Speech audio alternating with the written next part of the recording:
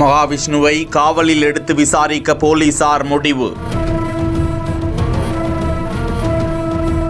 அனுமதி கோரி நீதிமன்றத்தில் மனு அளித்த சைதாப்பேட்டை காவல்துறையினர்.